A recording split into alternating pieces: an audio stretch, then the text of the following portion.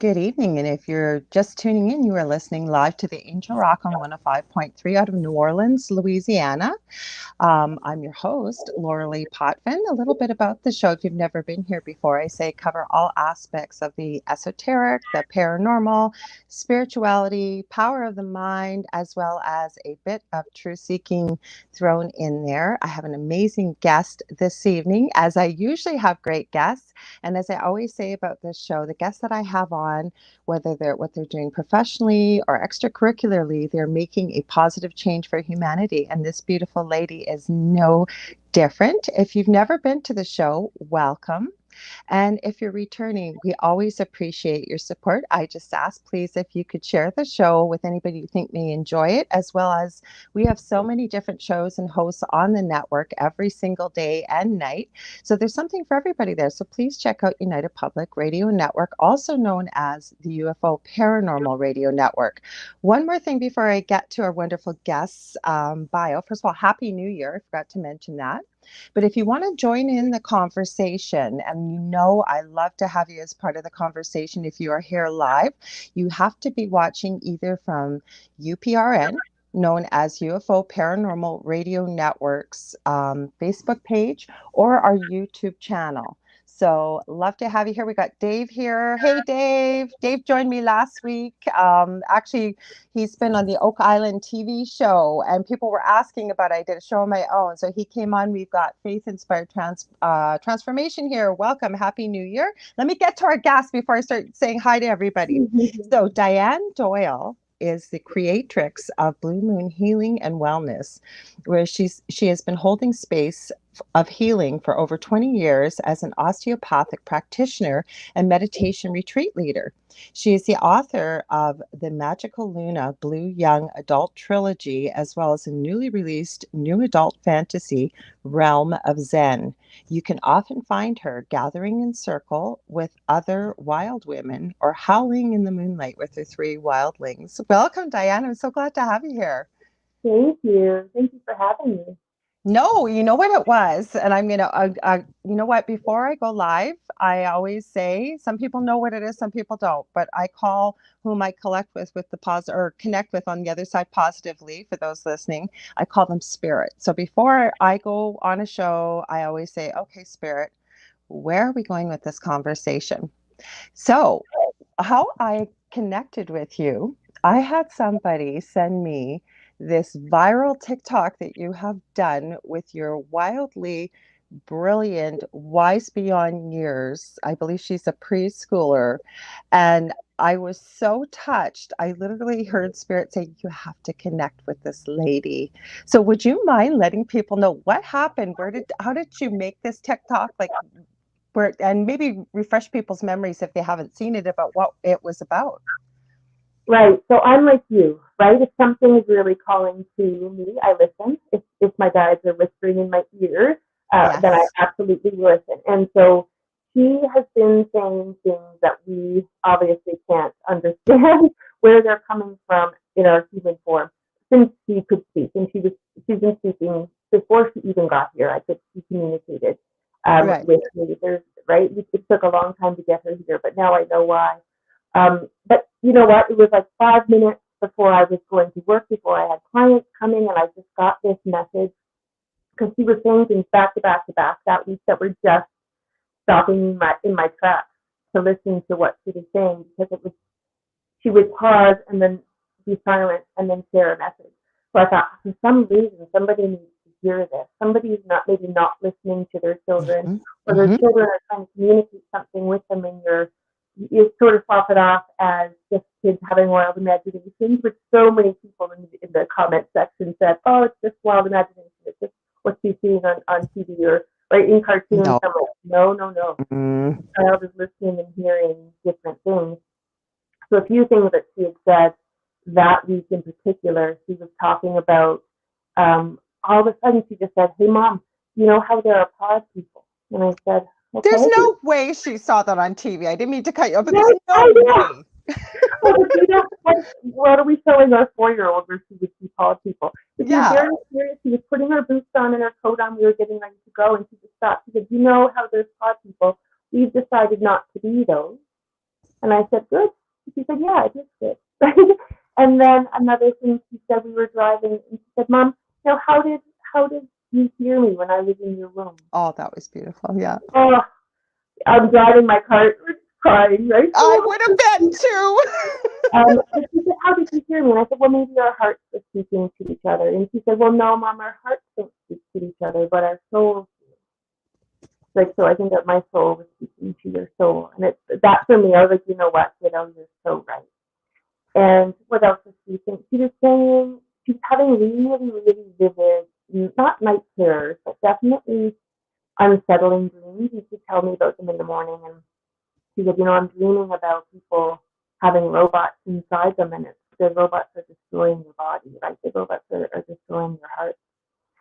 And whether she was talking about heart in terms of energetic or actual literal heart, a lot of people sort of connected to that message, just seeing what's happening in the world with You illness. have to be careful because we're on YouTube. I'm sure you know, but I forgot to Absolutely. mention that. But Yeah, but I know what you're talking about. Yeah. yeah, right. There's lots of comments that went down that road. So I think people were just really connecting.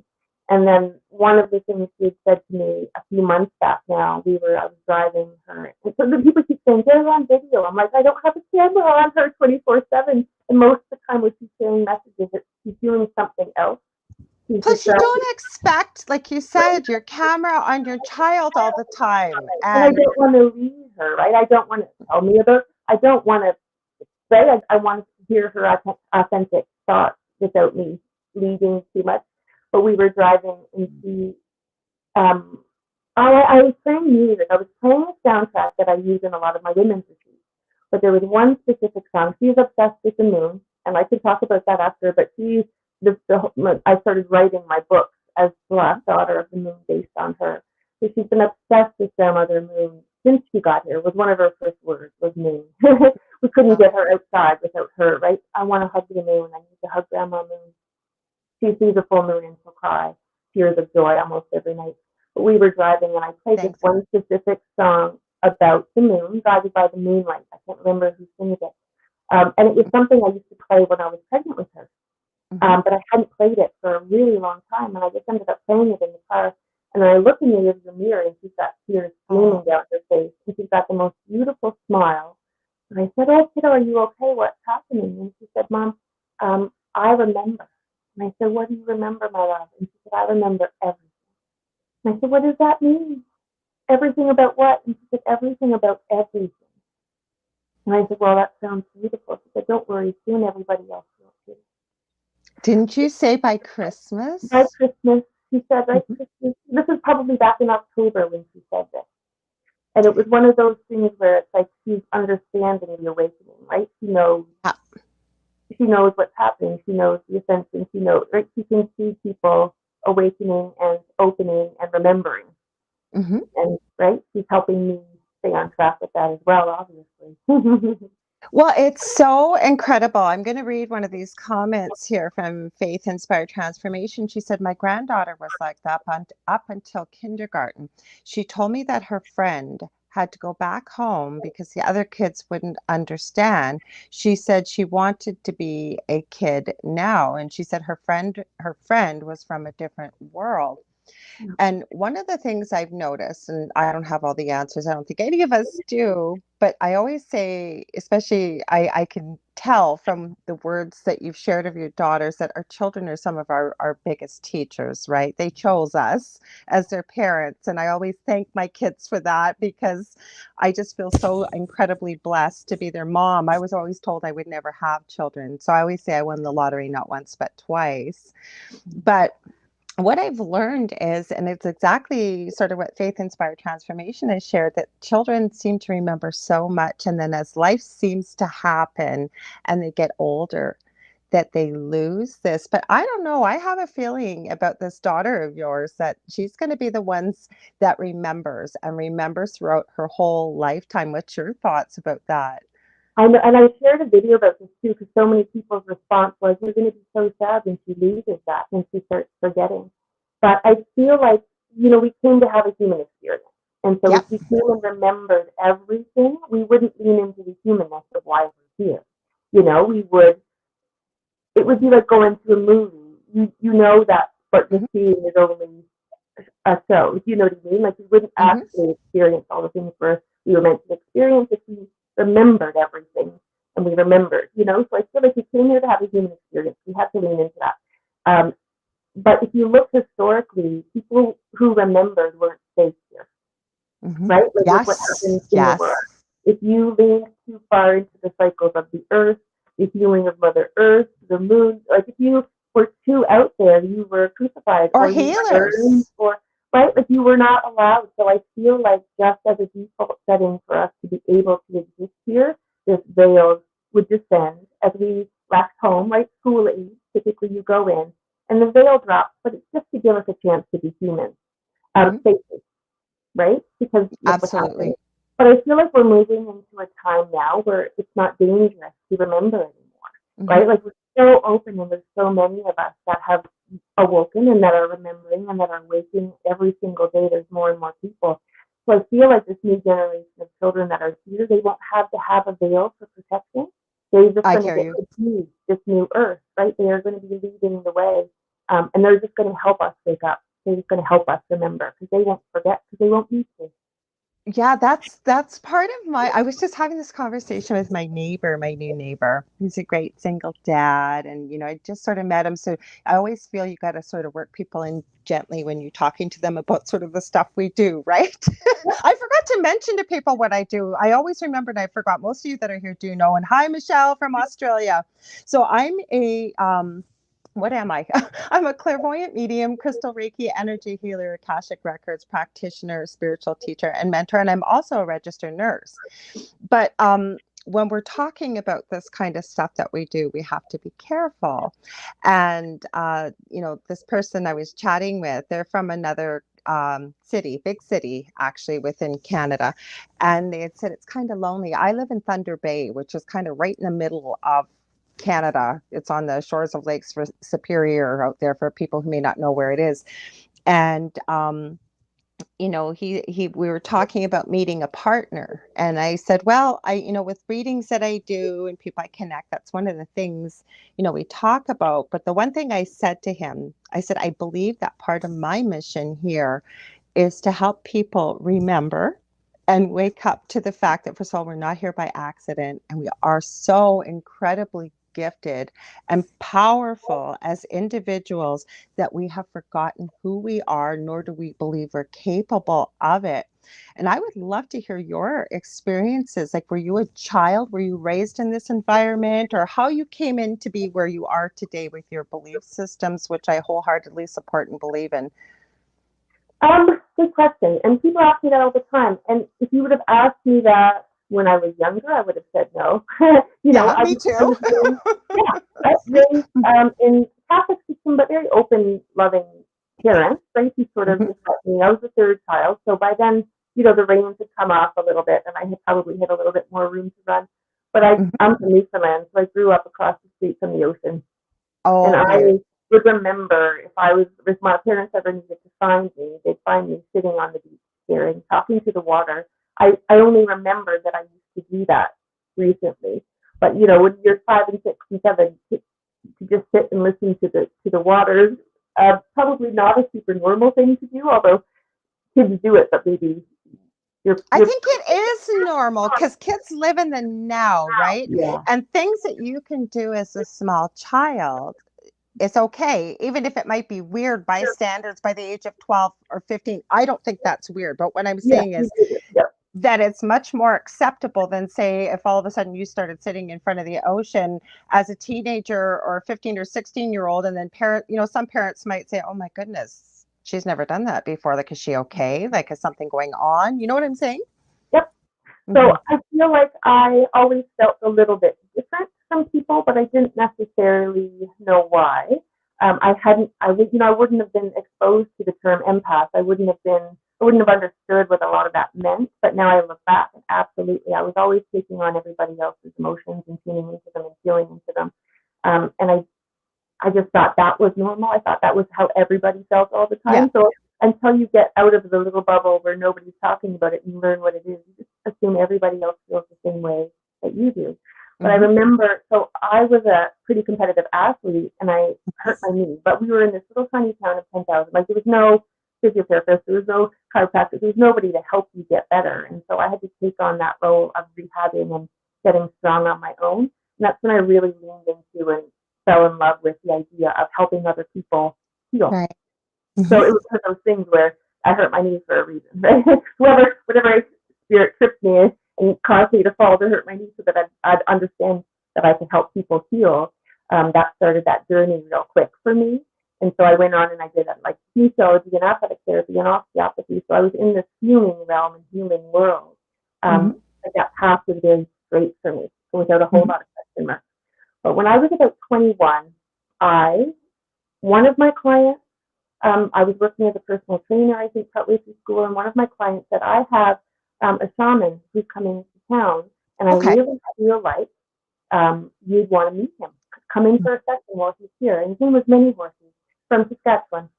And so I went in having no idea. I had no idea what a shaman was. I had no idea what anything was of anything, right? Mm-hmm. But I thought, I'm open-minded, and I'd love to support you and your training. And so Mm-hmm. in I went, and he stopped, and he looked at me, and he said, oh, you're even older than me. And he said, I haven't met many on this journey that have been here as many times as you have. But you're even older than I am. And that's something, right? He's like, you're not here by accident. And I remember that just hit me in the solar plexus. And I was just like, ooh, like something, there was a truth there. And that was definitely a beginning of an awakening for me. And he Mm-hmm. took me through just a healing ritual. But in that, I very, very clearly saw my great grandmother, who I was very close to, come to me. And she took my hand, and she was a healer in her town, right? She lived to be almost 99. She used to use her wedding ring, almost like dowsing. But as people would come to her with ailments, and she didn't know, it wasn't called anything other than she could do this weird thing, and people felt better afterwards. Mm-hmm. But she took my hands in in the dream, in the meditation, in the vision, whatever, in the visit, and she blessed them. And she said, your turn, kid. And I've been on a healing journey ever since. And so it evolved from me putting my hands on people to help them physically be better, to then understanding all the different layers of what that looks like, and then starting to lead retreats and different meditation groups. I host a monthly women's circle where we gather every full moon to do sound healing and just laughing and crying and all the things, right? Connecting, just sitting in sisterhood again. And I love it. yeah, so it was, people say, how did you get here? And I think it just seemed so natural and so easy. I didn't stumble along the road of finding this. It felt like it found me very quickly. Mm-hmm. And it's been, 20 plus years later. It just keeps evolving into beautiful things as I evolve. But yeah, so this healing spiritual world caught me pretty quick. I think I But remember. I always ask people because everybody has an interesting story about how they've arrived at who we are today. And when, I'm, say, doing some teaching or mentoring or whatever, I always say, accept it all. Like, accept who you are, the good, the bad, the ugly, the beautiful, all of it, because it's made you the incredible, amazing human being that you are today. Now, we have a question here. I didn't read it first. So it says, I'm just wondering, with all the missing children having such bad endings, is it possible that children born in recent years are born more aware to help us show what is happening to these kids today? That's an interesting question. What's your thoughts on that, Dianne? Good question. I feel like Yeah. the generation of children, like what they're coming into in the world that they're coming into, I feel like it's all based around awakening. Mm-hmm. So if there's a lot of children that are disappearing, it's because they're doing that to wake us up. You know what I mean? Yep. So if we're meant to know what is happening with the kids, I definitely think we will. I think Mm-hmm. there's more and more information coming out now every day Mm-hmm. about a system that probably needs to fall and Oh, crumble yeah. so that these kids will be safe again. So Mm-hmm. it'll be interesting. I feel like what the children will know what they're supposed to know and they'll share what they're supposed to share. But I feel like we are stepping into a place where these children are not going to be damaged or the same way that they were, You know what I mean? Sorry, I didn't mean to put you on this spot. It Yeah, was for both of us because I'm going to yeah. answer what I believe. And I believe, and I agree exactly with what you've said. I also believe, because I've had this conversation with the owner of our network, I'll give him a huge shout out, love him dearly. We're coming to you from New Orleans, Louisiana, by the way, like I said at the beginning. And if you're just tuning in, you're watching live The Angel Rock. I'm your host, Lorilei Potvin, and my wonderful guest here is Dianne Doyle-Lynch. Sorry, my mouth's not working. So we had a question. And they were asking about these missing children, and then the children that are being born, are they here to help us show what's happening? Now, I believe that, and again, with Joe, the owner of the network, when we used to have a panel, he would ask questions, and one of them was, what do you think happens to all the people that have lost their lives in the last couple of years, this mass loss of human life? And the way he had worded it was like, this was not planned for, because this is a paranormal network, right? And he was thinking, is that why maybe we're going to see an influx of, say, negativity, or people who chose to stay in spirit form, we'll say, rather than cross over? But my belief is, we know before we are born when we're going to be born. We also know when we're going to leave this point. I also believe that sometimes we have exit points built into our lives. I've studied near-death experiences for about 40 plus years, professionally and personally. And it's the same thing with this, I'll call you Faith. And hi, Kelly, by the way, I keep forgetting to say hi. Hi, Kelly. She's in the chat too. Because I think these children knew. They knew what their purpose was, why they're here. And that's where I think it falls into the answer Dianne gave you, that yes, there was a purpose and a meaning behind this, whether it is to awaken people. There's many reasons why. And I can even go back to that movie, It's a Wonderful Life, right? We don't realize how many lives we touch, each one of us as an individual. And he really was given a great gift in that movie, whether it was fictional or not, was to realize what life would be like had he not been born. And again, I believe that also happens with our endings, right? Like when we go back home, as I call it. hmm um, let's see what we got here. We've got to go. I always like to involve the chat here. So Mm. Dave says, I believe everyone being born now is coming to help with the earth transition. I always say, I think we almost have a new breed of human being. Have you noticed that? Like, it's like, well, you have noticed it with your daughter, obviously, like the wisdom that child has, because I did go through some of the posts you shared, and I was very grateful that you did. And obviously, her words touched a lot of people, because that has gone viral, that post. And then I saw one of the questions that somebody had asked, and I found it interesting. And I don't think there's ever, a dumb question. It's always the one I think that we don't ask, that's when we're not really looking, we're not being open to what we could explore, rather than thinking, oh, someone will think it's stupid or crazy or whatever. But did somebody ask, did your daughter reject her Christmas presents, if I'm not Yeah, mistaken? I thought yeah. that was a great post, if you don't mind sharing that you had shared.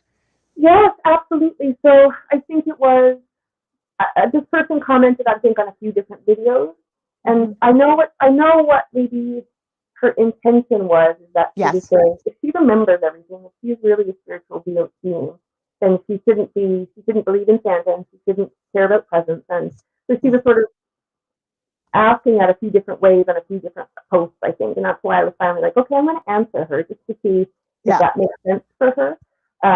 But like I said, one of my favorite quotes that came to me, and it's in one of my book, in my Lena Blue book, is, "Don't get so caught up being human that Yeah. you forget where you came from." Right? Like, we are spirits having a human experience. But at Yes. the same time, we know spirit, we know all those things. We come down to earth to have a human experience. So Mm. also the flip of it is, don't get so caught up being spirit that you forget to be human. So she loved Christmas because she's Of course. poor, and everything about it was exciting and beautiful, and to feel cared about, and to feel special, and to enjoy time with her brothers, and right, just that excitement of being alive here as a human, as a spirit in human form. She hmm loved Christmas. She had a ball, and that doesn't make her less spiritual. In fact, I think it gives the spirit so much human joy to connect with, that we win on all fronts.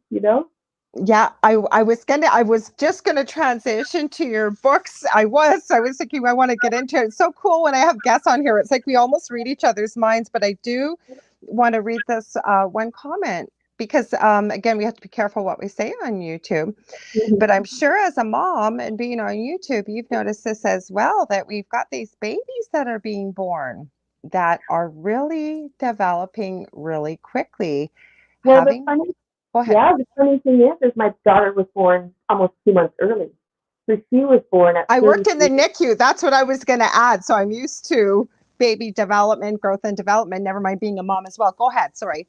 Yes. So she came, and it was super, super traumatic. But talking about exit points, that was one of mine. And I had a choice. My great grandma came back again. She's my guide. She's a visitor of mine, and she came. But I Oh, had a choice whether or not I was going to stay. That was an exit point for me. That was just a decision point of, am I tapping out or am I going to stick around? But now back to her. So at 33 weeks, she was born wow. um, in a severely traumatic birth, and like lucky to be alive, right? Lucky that we Yeah. both survived that. Very, very. But other than her needing to learn how to swallow and suck, right, and to feed, she was absolutely wonderful and fine. And she was only 4.5 pounds, but she was almost 18 inches long. So she was very, There's a good sized baby for she 33 was big. weeks. Yep. And, then they kept saying, well, we don't know about her development. She may, we don't know. And babies come this early, right? We don't always know. So she may be delayed a little bit. She started walking and like crawling and walking and talking so early. And Wow. now she's very, very tall. She's a 4-year-old wearing like the size of a 7-year-old. Most people assume she's in kindergarten or grade one, right? And started talking with so much vocabulary. So I always said she didn't need to be in much.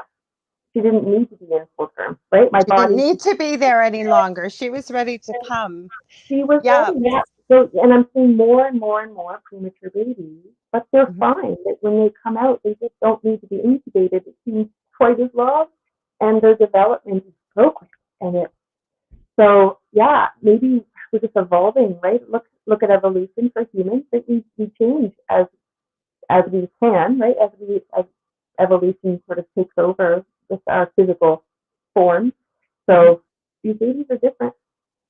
Babies are definitely different. I think where Michelle was going with this too, and I have to agree with you because we have seen what I have called miracle babies. Actually, I'm going to share a story with you that I've shared before. I hope I don't get teary. I don't cry very easy, but I worked in the NICU. I didn't have children at the time. I adore children. I always have.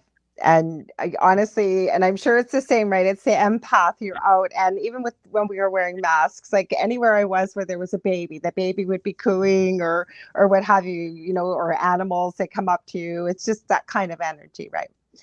I couldn't work in the NICU. No, I know I couldn't, but I remember I had this mom, single mom, and she had a boy and a girl that were twins. And I swear to you that when we worked in the NICU and we knew a baby was in the back that was coming, that was going to be either sick or premature, we all prayed. I swear we prayed to the powers that would be that it would be a girl versus a boy because boys were usually much sicker Mm-hmm. always. Well, if you think about it, though, evolution, right? You need one man and all these ladies to propagate the species, right? I don't know if that's what it was. We had many a conversation like that.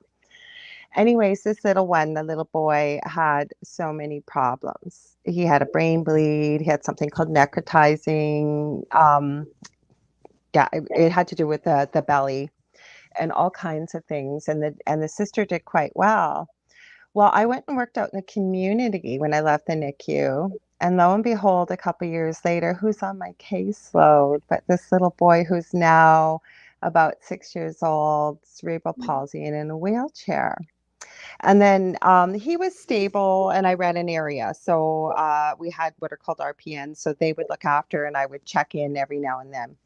I hurt my back, and I was off for quite a few years, still am, and I was out shopping at Chapters. For those of us in Canada know what Chapters is. For those of you around the world, it's like Barnes and Noble. And I happened to be out one Christmas and I ran into his mom. And I wasn't aware of mediumship gifts at this time. This is how mediumship happened for me. I went to hug his mom and I heard, "Tell my mommy I love her." And as I was hugging her, the mom, she said, I won't say his name, or I guess I can say a name, any name. I'll say Dylan. Dylan passed away. And I said, you're not going to believe this, but I just heard tell my mommy I love her.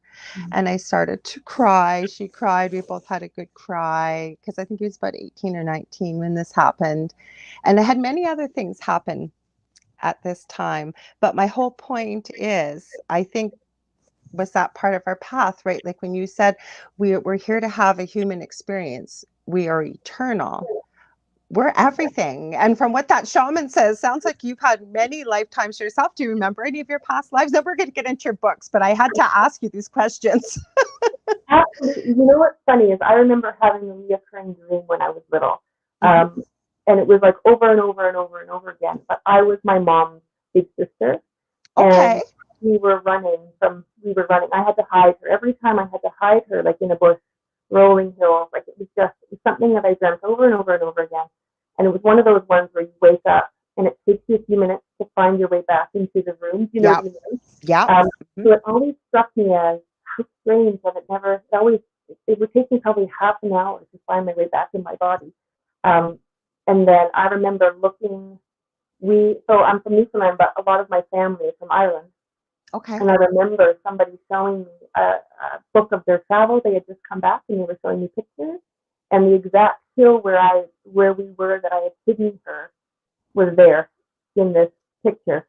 So I saw it and was like, and I was confused. I'm like, oh, is this one from here? And I couldn't wrap my head around it. It was literally the dream that I had, this landscape, the trees, the bush that were I tucked her away. This was where they had gone. And I was like, it's again, right? I'm a very solar plexus type of feeler. So it's when it gets me there, I know there's something to it. And so that definitely was a past life when I was there. Wow. Yeah. And I remember it's interesting because the shaman, when I met him, and he said, you've outgrown your mom a long time ago, right? And that you're going to be teaching her more than she could have ever taught you, but you've been a protector of hers for a very long time. And I didn't connect those two until a few years later, right? Once I saw this Right. picture and remember that, I was like, oh. But That yeah, definitely I have dreams about the ocean. I feel like, yeah, I've probably been here a few times. so like an Atlantis then you believe, or like mermaid, or Yeah, I feel like there's a lot of Atlantean energy there. The more I learn about that, the more it makes sense to me. It just feels like a remembering. When I hear something, it's not like I feel like I'm learning it. It feels like I'm remembering it. But funny enough, speaking of past lives and speaking of my daughter, this summer this came up, which was really interesting because the movie Titanic was on the TV, right? The very Mhm. opening scene, I don't know what I was flicking Right. through, and you know how it's just so big and grand and uplifting, and it's all pretty dresses and big hats and just a lot Hmm. of excitement, right? And Hmm. she looked at it, and I was like, "Oh, look, this movie is about." She said, "I hate that boat." And she doesn't even use the word hate. That's considered like a negative word. She typically, Hmm. would hear somebody say hate, she'll call them on it, right? You don't Yeah. hate things. You're allowed to just like, so but she said, I hate, and her face just changed. And I said, what are you talking about? She said, I died on that boat. This wasn't me telling her a story about a boat that where everybody died. Like we literally hadn't even gotten. All I said was, "Look, that's a pretty hat" or something, right? And like I Yeah. died on that boat. I hate that boat. And I said, "What are you talking about?" She's like, I said, "How old were you when you died on that boat?" And she said, 10. And all my friends died. And then she looked at me and said, "You shouldn't watch that movie." Wow. Like, we'd never had a conversation of a boat sinking, of her drowning, of right. It's just again No, stuff I like that. believe you Yeah, because, like I said, I have studied near death experiences personally as well as professionally for 40 years. And I believe I had one as a toddler. But the thing that fascinates me the most is a story like what you just shared with your daughter. Now, this wasn't a near death experience, it was the fact that she remembered, okay, who she was when she saw that movie. There are thousands of stories like this. Now, there is a rock journalist by the name of Susan. I forget what her last name is. Her son was featured on, I think it was TLC or something. It was about children with gifts and really incredible things. But her son would wake up with night terrors. And would keep talking about the boat and it's going down and all kinds of things. And they, I guess, a Titanic. I guess it was like, when people bring something like pieces from it, I can't think of the word right now. Somebody will tell me in the chat, I'm sure. But they brought everything from the Titanic and they were going from city to city. So they brought him as about a 2-year-old to this and he became obsessed. And he was using words like you explained about your daughter that he had never heard. Like he saw a drawing of the Titanic and he said, nope, it was about the smokestacks, that there wasn't that many smokestacks and they weren't drawn that way or what have you. And he drew, I think he was about 6 or 7, a perfect replica of the Titanic. Well, what they realized was he was the engineer who had designed the boat.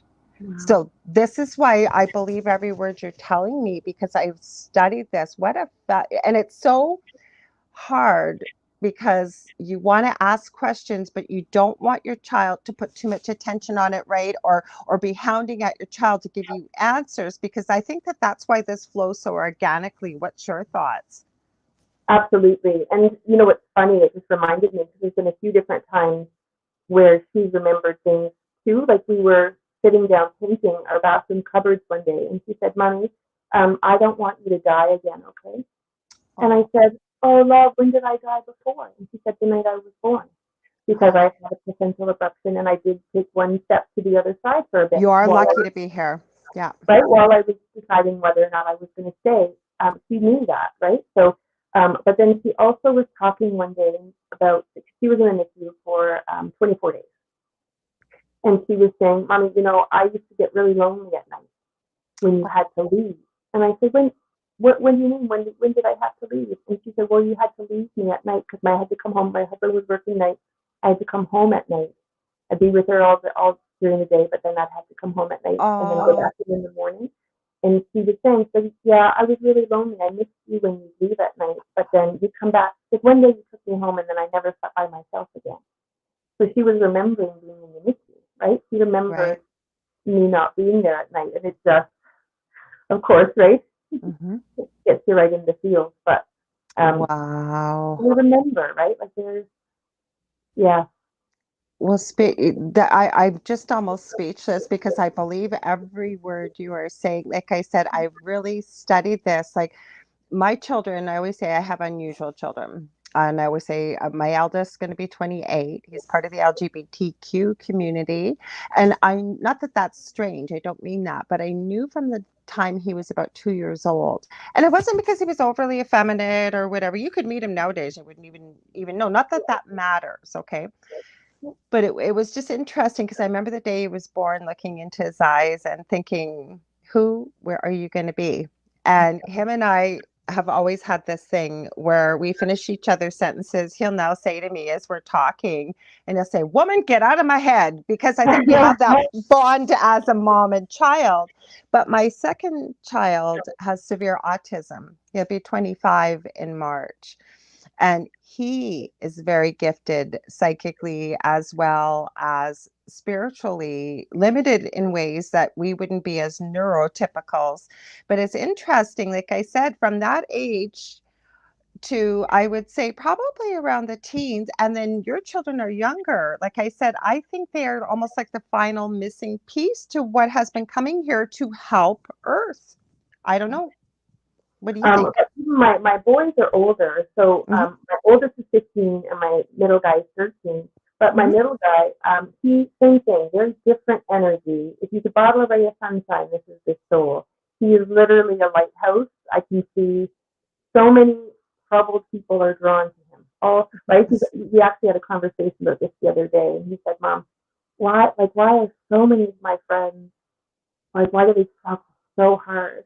And so I said, when you're a lighthouse, and he goes, so why do, you seem to all be attracted to me, right? It's, I said, oh, when you're a lighthouse and there's people are lost in the dark, they're looking for that light, right? And when you're finding it, they'll try to find you. They'll cling to it until they can remember their own, right?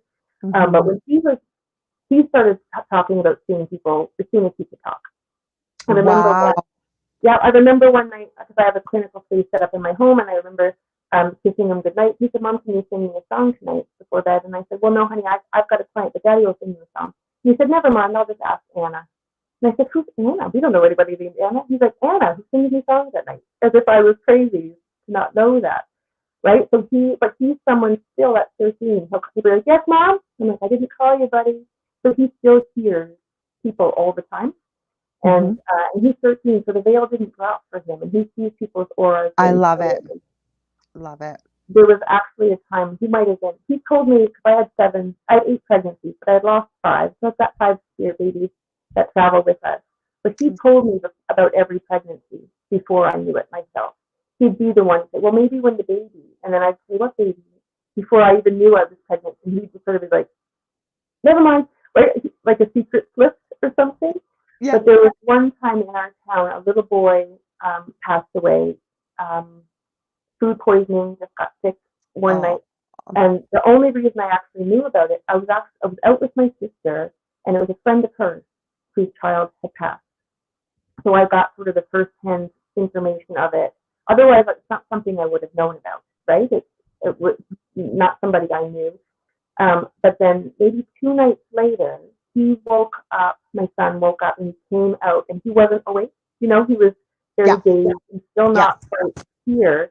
He's not a sleepwalker, so it's not what he was doing. But he said... He was in that somnolescent stage, yeah. And he said, Mom, he's wandering. He's just wandering and wandering. He can't find his way.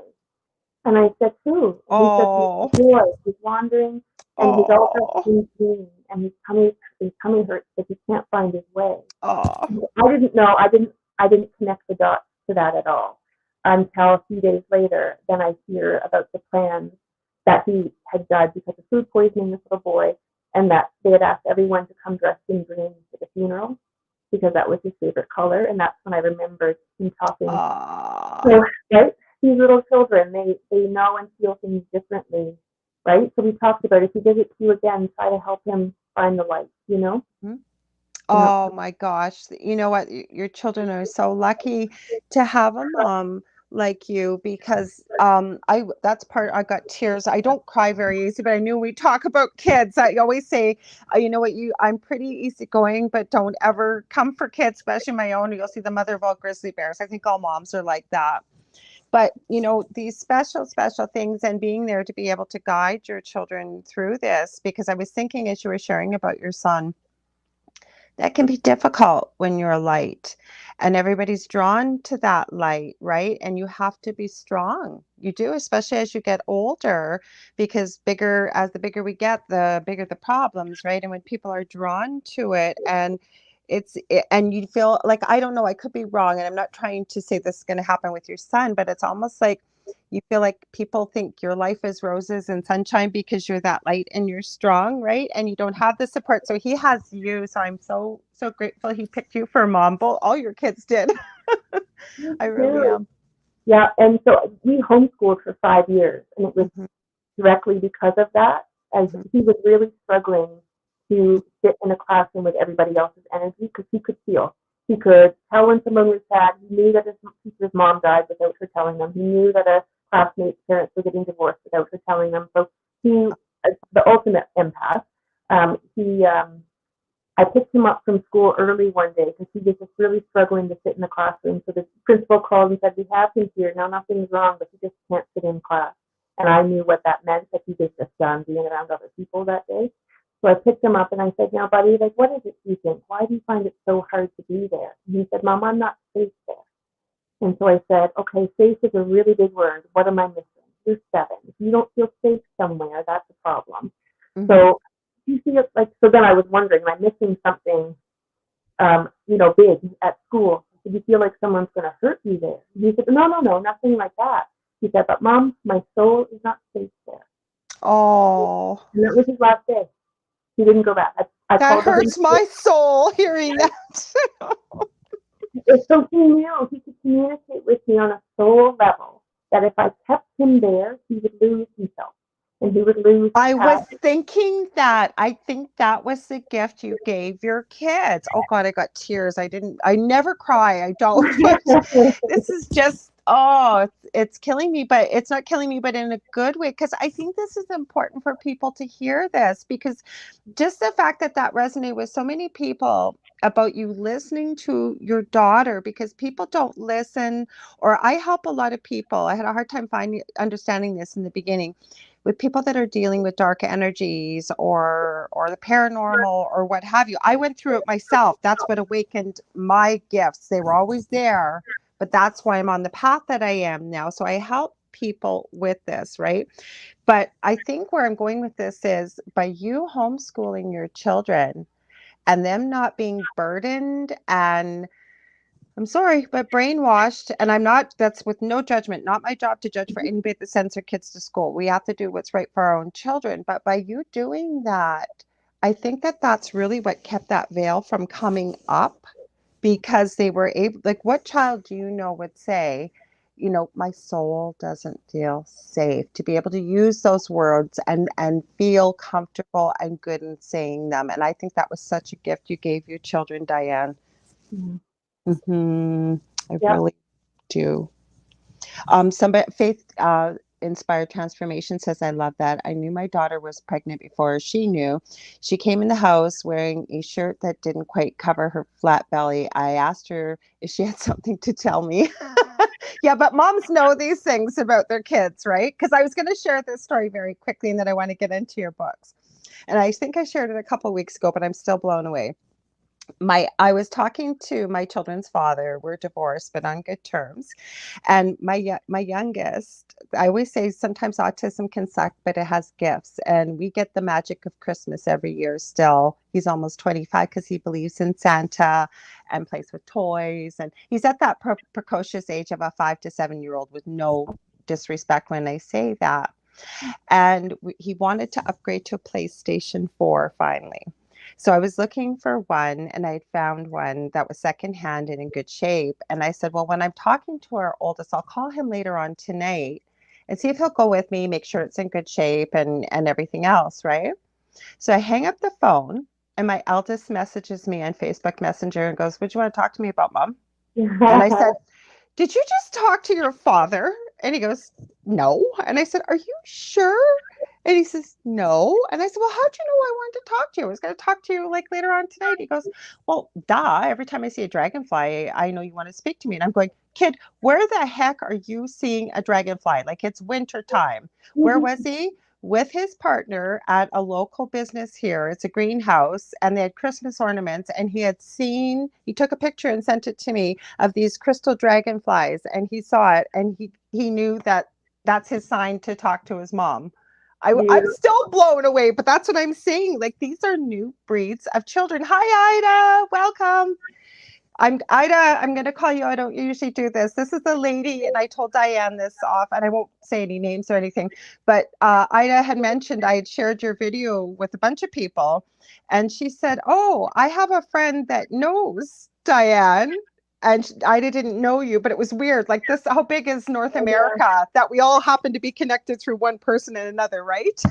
I love So let's talk about your books, because that was another thing that blew me away. Holy cow, girl, you have written a ton of books and they are incredible. Please share with the audience like about your books and the impetus for them, the whole bit. Yeah. So, I mean, and it all comes full circle, right? So when I got pregnant with my daughter, I've Okay. never written a book before, right? I'd never written anything.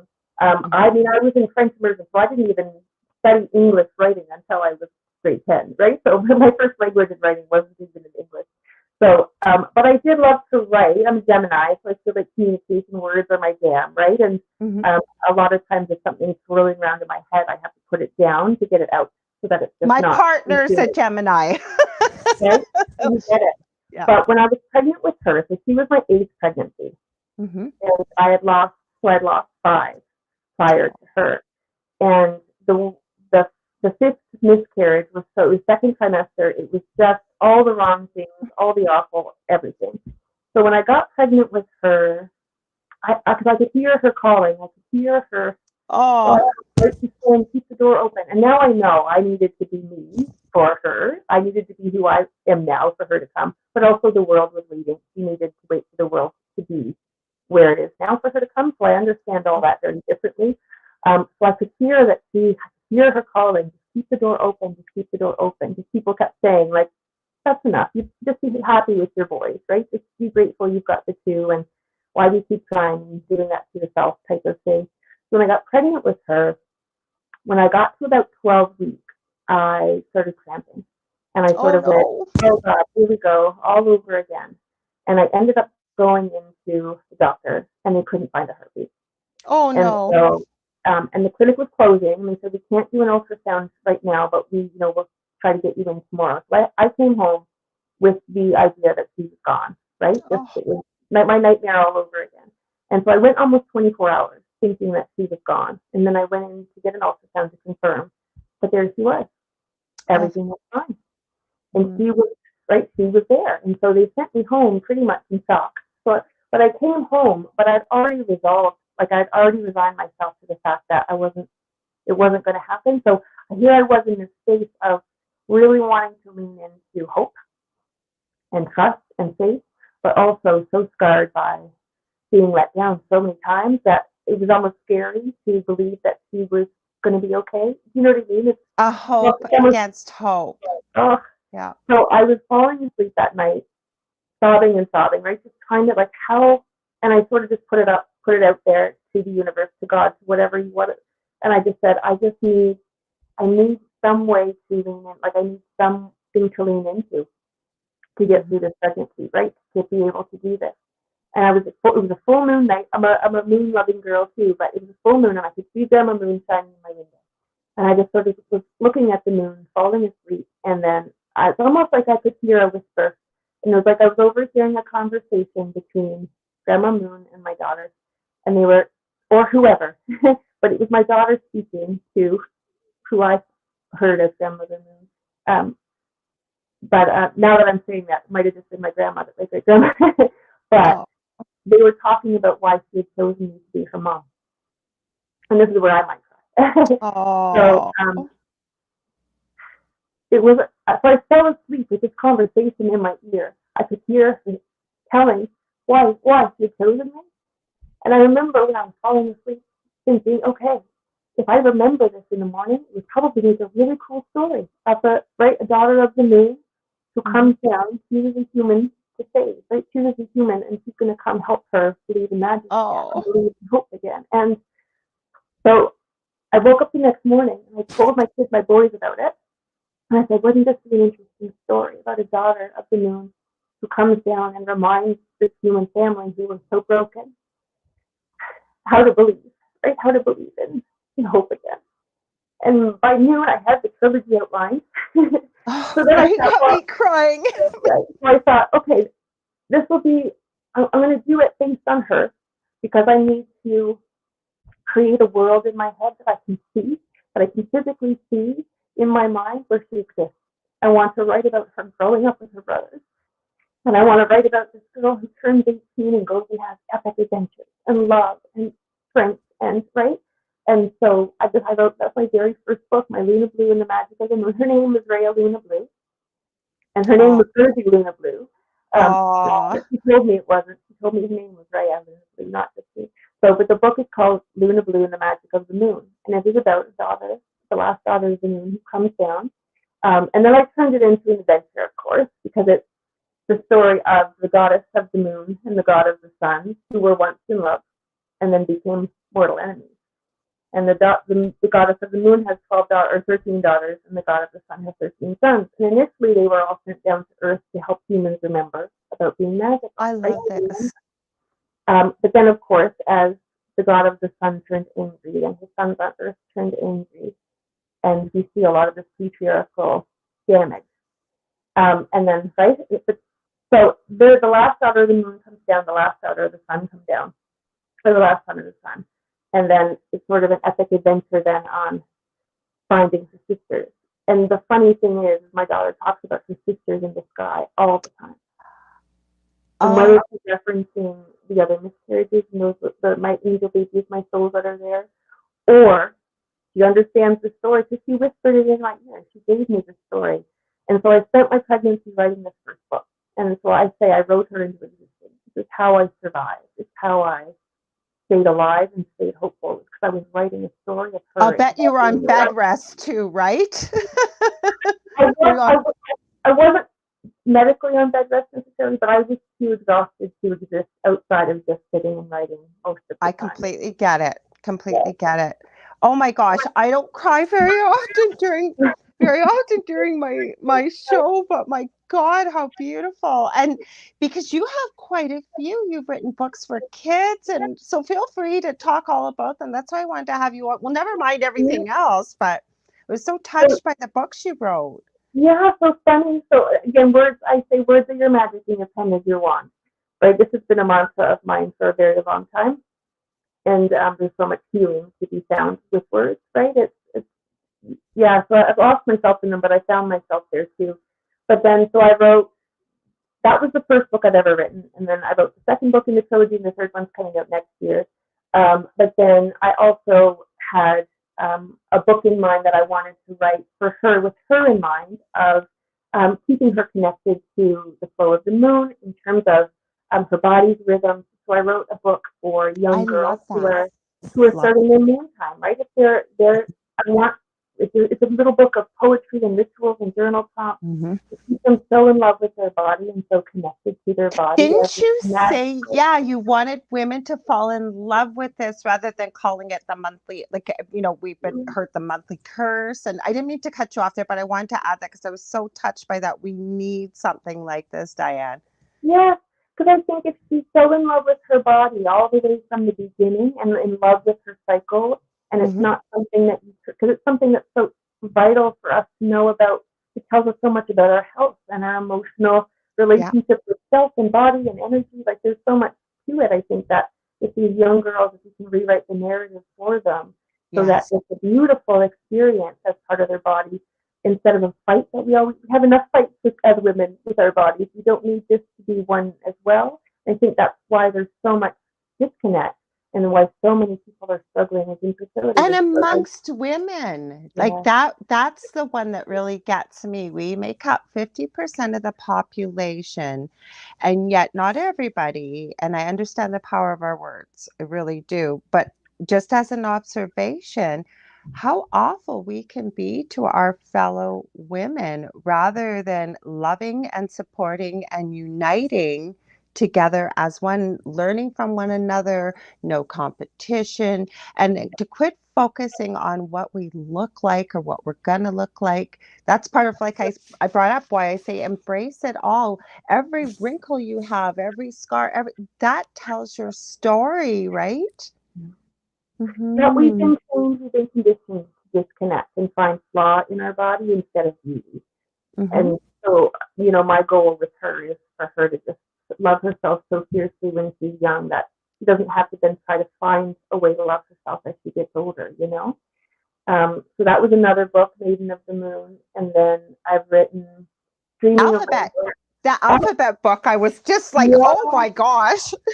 A is for Angels. So that was a song, that was a lullaby, or a song that my mom wrote for her kindergarten class maybe 20 years ago. And Oh, I always sing it as a lullaby to my children. And so I decided to put it as a word association alphabet book, which is so beautiful.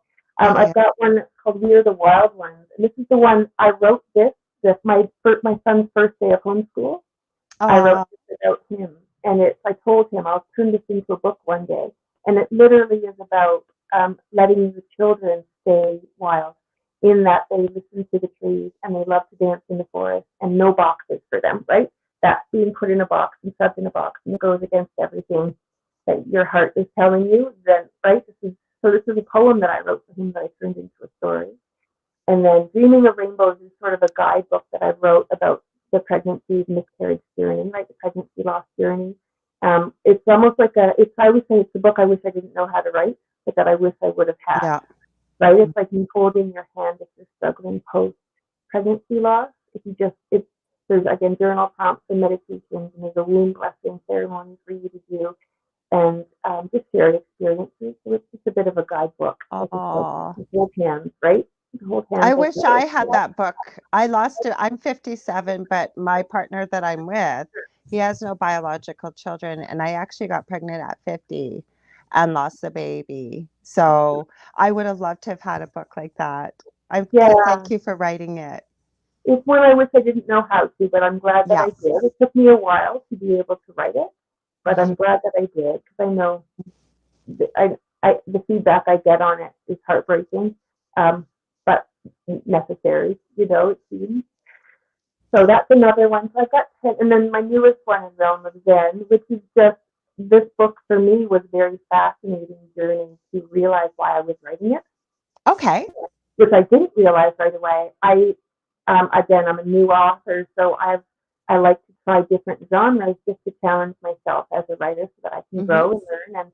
And I thought of this idea one morning, and I thought, wouldn't it be fun to write a story, an adult version of the story, right? And so it's a new adult, so without my daughter in mind as the main character, right? So I can have a bit more fun with it and be more playful and tackle different concepts. Um, and so I was sitting there and I thought it'd be really fascinating to write a story about drunken gods who, are sort of tired of the antics of humans on Earth, and they love to bet, love to make bets. And so there's one god who loves Earth because he spent some time here and he wants to save it. And then there's another one who hates it. And then there's one who's sort of indifferent, who just likes to see them squabble amongst themselves. So they make this bet to see the god who really wants to save Earth says, I bet you there's one human worth saving. Like one human is good enough that Right. you can say that Earth should be saved and given another chance, and the other ones, sort of say no. So they decide to put the world to sleep, except for this one mortal girl who's chosen to go through 7 deadly realms, and if she can pass them all, then Earth gets a second chance, and if she doesn't, everything gets destroyed, and Wow. everything. And so this Zen is her name, Naomi Zen. She is someone whose mother died in childbirth. So I was writing this from the perspective of what if I wouldn't have stayed? Oh, I was feeling that piece of if I wouldn't have stayed, what energy would have been left for my daughter? So here's this young woman who didn't know her mother, whose father died shortly later, whose grandmother died a few years later, right? So someone who's lost everything, and really she's only existing to die. She's only existing to get to the other side so that she can be reunited with everyone she loves. Um, but she wouldn't consider taking her life because then she feels like that would be a betrayal of her mom's sacrifice. So she's existing in this world, not thriving or at all, right? She's just surviving. And I didn't realize how lonely I was when I was writing this story and how I felt that I was disconnected from so many people over the last few years. So yes. I was again, I'm healing these pieces of. I didn't realize that when I was writing it. I thought I was writing a really fun story. These are gods I made up. So I Okay. maybe they're I knew I you'd just see the question, so yeah that's why I highlighted it. Yeah. yeah no I just made them up. I made the names up. I made it all up. Um, but now what she's told is she's going to go on this journey and go through these realms. And if she fails and Earth is destroyed, not only is Earth destroyed, but her version of heaven is destroyed as well. So she will not be reunited with her loved ones if she doesn't succeed, which of course then gives her different motivation to succeed. You know what I mean? Absolutely. So these realms Absolutely. there, though, are based on the chakra system. So I don't want to Oh. give everything away, but the theme becomes as we heal ourselves, we heal the world around us, and we Mhm. heal the disconnect. And then it comes back into play of I think what's happened to humanity. So now it's going into the realm of the root, this tree, the center of the earth's energy. He needs to learn how to heal that connection that's been broken between humans and the earth. And then Absolutely. as he goes through the next realm, the realm of the sea, which is Gaia's womb, right? It's our womb space, our sacral chakra for the women, right? Then he needs to learn to heal the womb space because we've been so disconnected from our own wombs as women, right? And that energy and clearing away old traumas and that kind of thing. So going through the different chakras, solar plexus is related to this dragon energy, this dragon realm of standing in your own power, learning how to do that. So off it goes. If you know anything about the chakras, here's Oh, I do. Yeah. every That's realm what that you that's go what to, crystal reiki's based on, balancing right? the chakras and sealing Yep. the aura. It doesn't name it in crystal reiki, but we have 15 symbols, And I do a check of them, the chakras, just the main seven. Obviously, we could be there for hours and hours and probably days and days looking at chakras. And then we go through, and usually I find, which you will understand completely, or anybody that understands chakras, for those that are listening, some people call it a chakra or a chakra. It's energy. It's basically, you can't necessarily see it with your eyes, but we have this core of energy. I don't want to call them portals, I guess, spinning discs the way they're described, but they relate to certain aspects of whether it's the body, it can be the body, it could be related, or aspects of your life. Like there's so many things that a chakra will cover. But I always find when somebody comes to see me for something for crystal Reiki, without fail, and I really have to clear my mind because it's easy to manipulate a pendulum if you know how to manipulate energy, but it'll show up in their chakra system. So then we balance it. I use a wand. There's no magic involved, but it's a wand with a clear crystal, quartz, because quartz can embody the energy too of any crystal. You balance with colors, and it's a whole bunch of stuff, but it's very interesting. And then we check the chakras after, and then I ground all the energy. So it's interesting thing. I need to film a video to show people what's done with it, because Yeah, crystal Reiki doesn't cover it. yeah, yeah. No, it's interesting. And like I said, when you're healing these pieces of yourself, right? Mhm. I see it so often in my practice because people will come in and their physical body is in disharmony because there's so many imbalances within their energy body, right? Their energetic system. I deal with Yeah. I see a lot of women who struggle with unexplained infertility. Uh-huh. And then, I mean, oh, the damage, right, and the trauma in their womb space. It really needs to be helped and held and cleared and all the things. I think that's why I was putting so much of this energy in the book, because I've seen it in people as well, Yeah, I'm right? glad you got back. I didn't mean to get you away from the chakras, because you go through all the chakras. Please continue, and I'm sorry about that. Yeah, no. So I decided to add a bit of element of fantasy. So there are mermaids in the ocean, and then I the love it. dragons in the realm of power, and then the fae in the realm of the heart. And then as we go, right, she ends up in the crown court where everything exists, where she gets to be reunited with different people. But then, of course, I added in an antagonist, a sexy fallen angel antagonist, who really comes down to earth to sabotage her. But when you're the only two creatures or spirits left on Earth, it's hard to deny your affection for each other. So it ends up being Yeah. sort of a romance story as well. Mhm. But it ended up being a very fun story to write. But at the same time, after I read it back, I was like, oh, basically healing all the aspects of where we've been damaged as humans. I was feeling some pieces of that in myself too. So I joke with my friends. I'm like, if you'd like the book of my trauma, all of my chakras are blocked and I why. really connect with this, and I won't get a lot into it, but by two people that don't know each other. Speaking of crystal Reiki, one person was my mentor, and she was doing my attunement. And she goes, we were going to meet in meditation because she's somewhere in the States. And she said, if you're not there, I'll know you're not there. I never do this. I fell asleep when she was doing my attunement. And I called her right away. I woke up a half hour later, and she goes, that's okay. You can do it whenever. So I listened 5 days later. Okay. It was just mind blowing. I saw the recording because it was exactly what I was wearing, what I was sitting on, and what have you. But I also met somebody else in my travels, and they claimed that they knew me back in the 1400s. And I'd never heard of Lady Titania or Titania. I forget what Shakespeare book it's from. Well, he kept claiming that I was her sister, and he kept going on and on about my hair, and I had this crown of black thorns. He goes, I used to call you Maeve. And I said, yeah, but that wasn't my real name. It was Maven. I no idea why. Then I sat down a couple hours later, and I hadn't drawn in years, and I picked up a pencil and I drew this beautiful Pegasus, and I knew this being's name, Chloe. I have no idea. That's what I called her. She was not a pet, and she was not an animal. She was this majestic counterpart of mine. Anyways, fast forward to the crystal Reiki. When I listened to the attunement 5 days later, she went through all of them, and we have the seven-pointed star as one of our Reiki symbols. And she said, I don't know what it is about that. She goes, but when your higher self saw that, you took that and you slapped it on your third eye, and you were wearing this crown of like black thorn. She went on, and then I kid you not, she described exactly what this person had told me what I looked like, with the black shimmery long hair. I had gray eyes, apparently, the whole bit. She sent me a picture of a fairy, and she said, I have no idea why I sent you this. She goes, but this is what it reminds me of you with. And I guess Lady Titania had to do with the fairy realm or something. And I'm very drawn to fairies.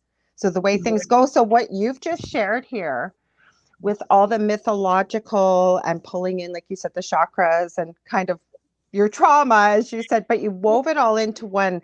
How incredible. Like, so many people are going to really, well, everything you've written, like, I really resonated with it. And when I saw the video and then I went and looked at your TikTok channel, I heard Spirit say, you two need to connect. And I kept thinking, I need to have you on my show, because so many people are going to connect with what you've written and what you're doing.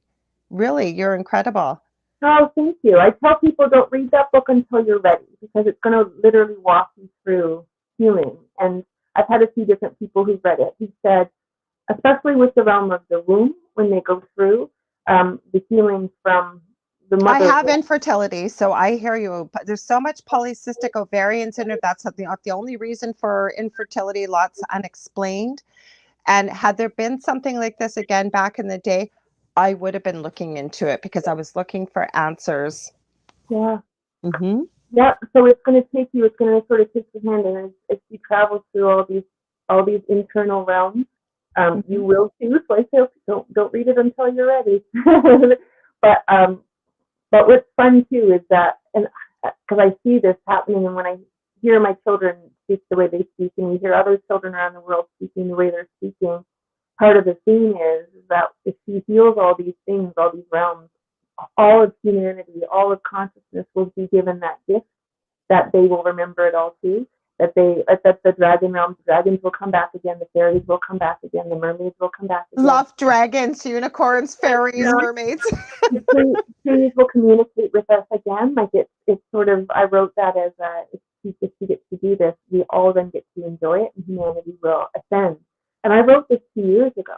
I only just finished it this year, so I hadn't heard a lot of communication about 5D ascension and all the different things that people are talking about, and talking about being able to hear the trees again. That's what my daughter went. So when she said, when I said, what do you mean everything about everything? What are people going to remember?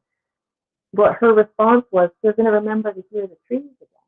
They're going to remember they're connected to the sea. They're going to remember they're part of everything. They're going to remember they're not alone anymore. So she's telling me all of these things, and I'm like, that's my book that you had no idea I wrote 2 years ago before. So it's I don't think any of it is an accident. So even though it's a fun There are no coincidences. Mm-hmm. I feel like it was a book that I channeled that I didn't know I was channeling, because I wasn't supposed to know that I was channeling it at the time, because I think I would have overthought it instead of just leaning in, right? I agree. I see Dave's question, but what I wanted to add, what came to me while you were speaking, it was something you had shared about when your daughter finally was in your arms. Was I almost feel like these beings and the trees and what you're talking about, they are waiting for the right time, right? That's exactly what it is. And again, it's healing, isn't it? We can always use healing throughout our whole lifetime. There's always something to heal. I don't think I've ever met anybody that's been entirely, could say, I'm completely healed, mind, body, and soul. Well, once we are, we don't need to be here anymore, I don't think. Right? Our human journey. Yeah. I think our human journey will be done. I don't know if you know Wayne Dyer. I met him many years ago, probably on one of his last tours.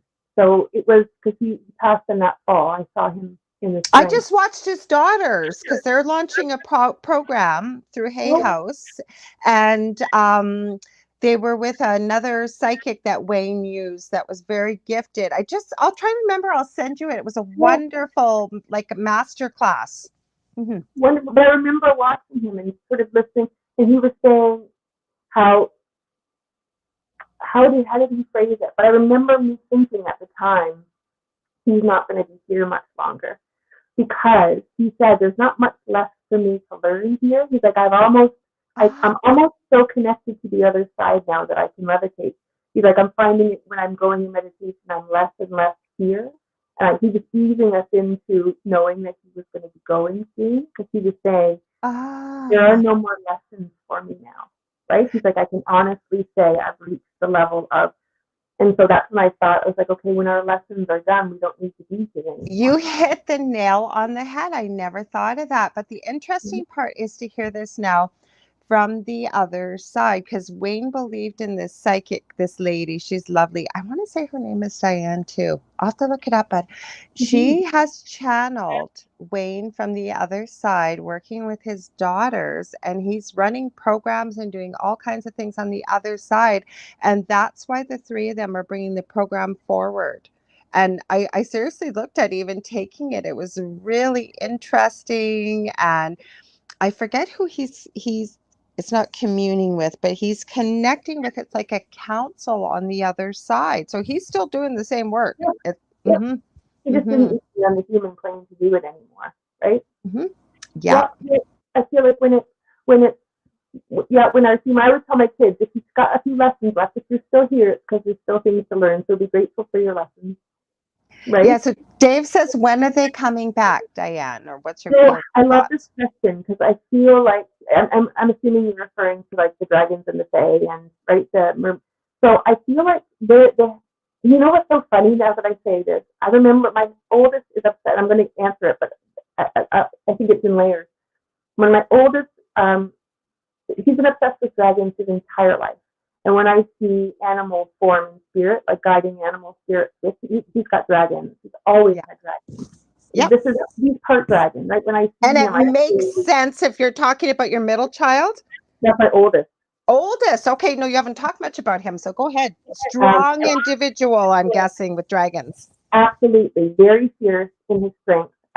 Also very empathetic. He's an animal whisperer, right? It's the animals that Oh, are I love drawn to him.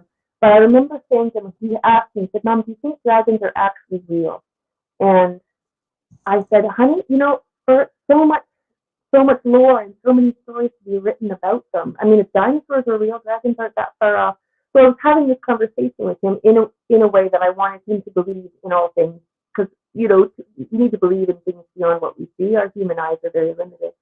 But I remember getting this download, and I was saying they were here, but humans couldn't share the earth with them safely, so they just shifted to an alternate dimension. They're not far. They just knew that they couldn't exist with us right now and let us do what we needed to do for the lessons that we need to learn. But I know people who see them Yeah, now. I was going to say that. I've seen video, and again, we can Photoshop anything, but I don't know. This looks pretty real to me. I think they are here. Yeah, so I feel like when are they going to come back? I feel like it depends on, so the people who will see them are the ones who are ready to see them.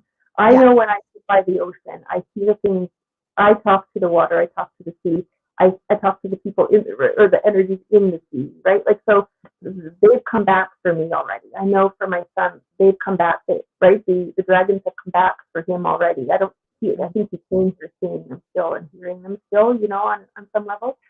So I feel like everyone's going to experience it a little bit differently. A few years ago, I started to be able to hear the trees.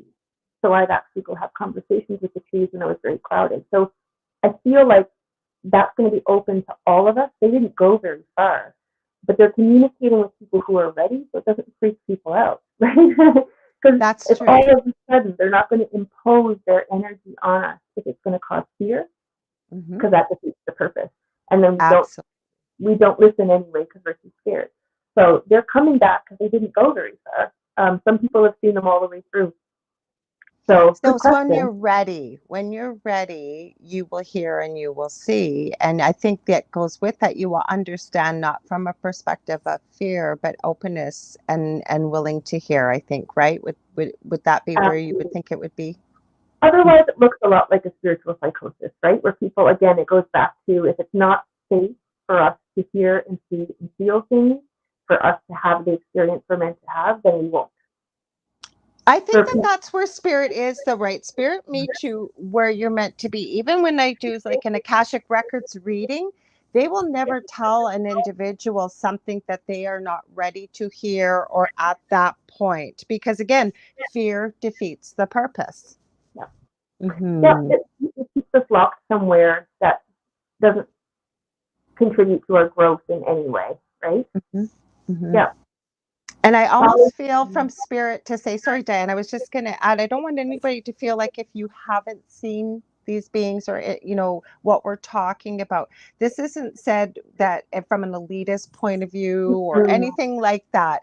It just will happen when the individual is ready. So it doesn't mean that somebody's more evolved than you or no. anything like that. And I know you didn't imply that, and I didn't Yeah. either, but I was hearing from spirit that that needed to be said, because there'll be people thinking they really want this experience, but they're not hearing it. What's wrong with me, or what am I doing wrong?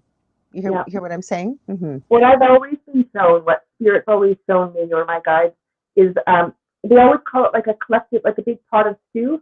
It's like a collective pot of stew. And Yeah. we are a consciousness. We are just this one big blob of consciousness. We all got sent down to gather the one ingredient that only we can What? gather, with our Yeah. experience. Right? So it's like only you can gather your ingredient based on the experiences you're having. Only I can gather mine. Not one, you don't have a stew with one main ingredient. All the ingredients that come together are important for it to be, right? So I don't know why they keep showing me stew, maybe because I like stew. Or just it makes sense, it's a human analogy that makes sense in my brain.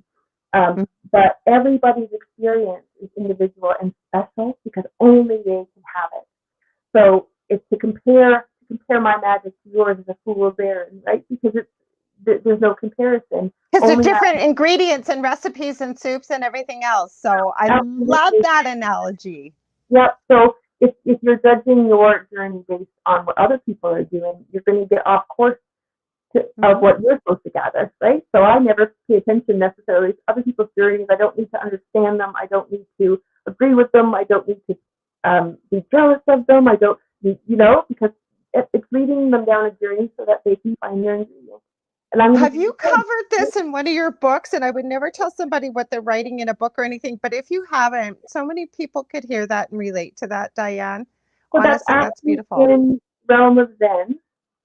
Um, yes, there's a conversation between the two main characters, and he I asks love it. her, "Why do you think humans are here?" And this is the answer she gives because that's the answer that I know, right?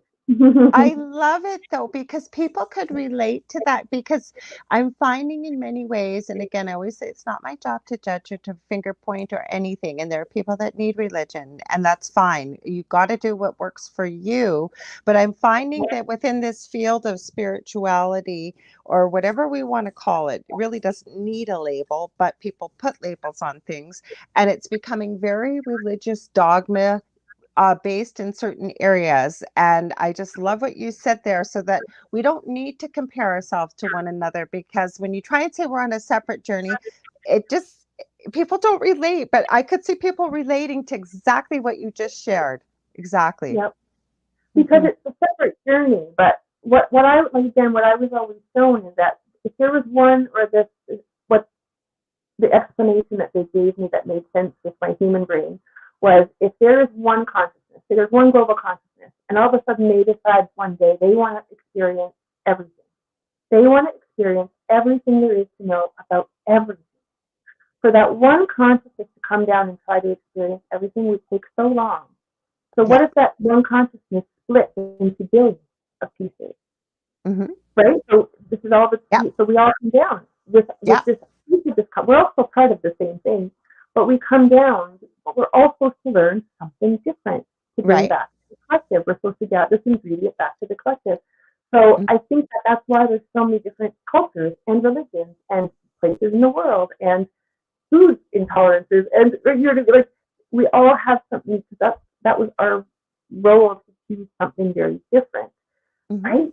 To bring back to the collective.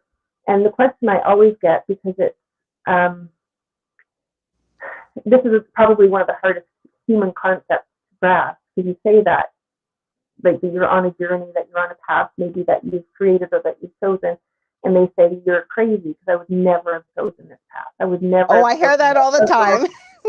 I would never have chosen this pain. I would never. So I don't believe that at all. It doesn't resonate, and it doesn't have to resonate.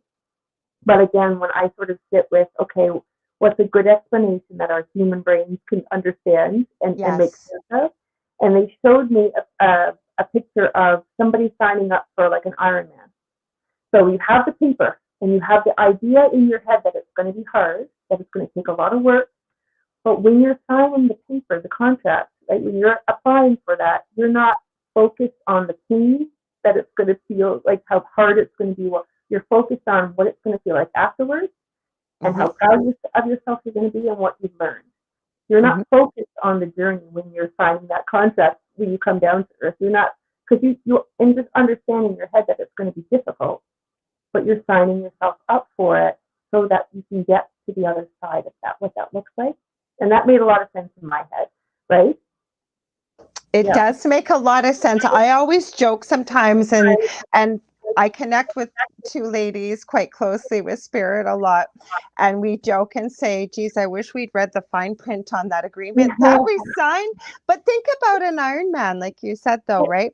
You do think about exactly what you shared. It resonates, but I can tell you, having done athletic endeavors, I love basketball and every sport known to God. You shared that as well, that you were very athletic.